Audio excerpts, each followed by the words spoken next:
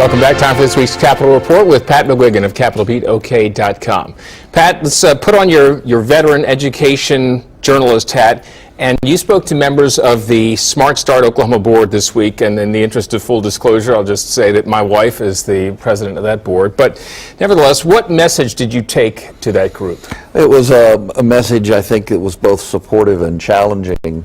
I told them I appreciated their service because, of course, these are primarily volunteers, some from groups that earn income by being involved in early childhood education, but primarily volunteers. So I told them I appreciated that, and I was glad to have the opportunity. Then I went on to say that the assumption that there is, it's sort of like you constantly have to reinvent support for programs, and that's okay. The assumption that the existence of a robust government-financed, taxpayer-financed early childhood education program is to be forever is not necessarily correct, especially if you look at as recently as 2011, education was the #1 spending category in Oklahoma government. It's now #2. Health is #1. So I said, whether or not early childhood education is going to exist appears to be a settled issue from now, but how we spend money and how resources are used is going to continue to be a topic of discussion. And I argued for full-bore equity for parents who care for their own children until school age, traditional school age, 5. And I also argued for full equity for religiously affiliated or private sector daycare programs. There's some of that going on, but I argued let's do even more.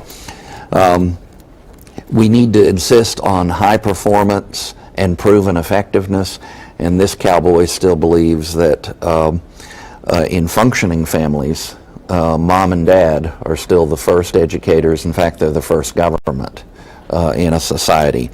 So I want to support intact families and counter social challenges that we're facing with families and through families, right, not primarily through government. All right. You have written 3 books. You've edited 7 in the course of your career, most of them on the U.S. Constitution and or legal policy issues. Wednesday, September 17th, was Constitution Day. How do you think we're living up to the promises of the Constitution? I think we're in a tough era.